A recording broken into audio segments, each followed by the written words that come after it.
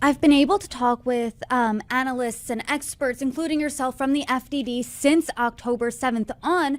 And I've had a few conversations with Richard Goldberg, one of the analysts there. And in those conversations, when we talked about Israel and Hamas, he always said, people really need to keep their eye on Hezbollah and that threat from the north, those launches from the north.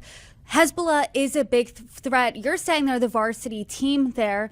We saw a few weeks ago that pager attack that wounded thousands of Hezbollah members. Is Hezbollah, as we know right now, as we see right now, because a few of their leaders were killed, because thousands were wounded just a few weeks ago, are they still that varsity level threat?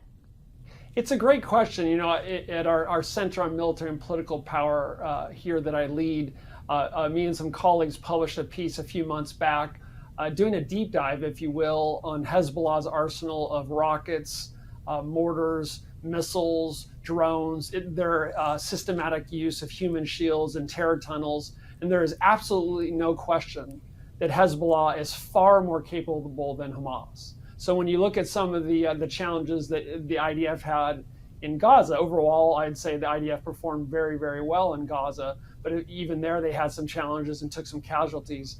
We should expect, in terms of ground warfare, that you would have at least as much trouble with Hezbollah, because Hezbollah is a far more capable force. But your premise is also correct, and that is that Hezbollah has sustained extraordinary damage in the last few months.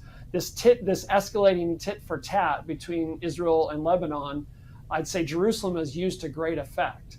And so you would have Hezbollah launching a number of rockets, and then Israel would respond by taking out a launch site or weapon storage facilities or mid-level leaders, basically over time, progressively decimating their command and control, their most experienced and effective middle and upper tier leaders. And when you combine that with the killing of Shukr and other leaders of Hezbollah, it's not hyperbole to say to some degree that Hezbollah has been decapitated as an organization. That's not to say that all leaders have been killed, but when you combine the killing of the people that are most knowledgeable, key leaders, you're really dealing a body blow to command and control. As any student of military history or anyone with military experience knows, command and control is a huge part of battlefield effectiveness.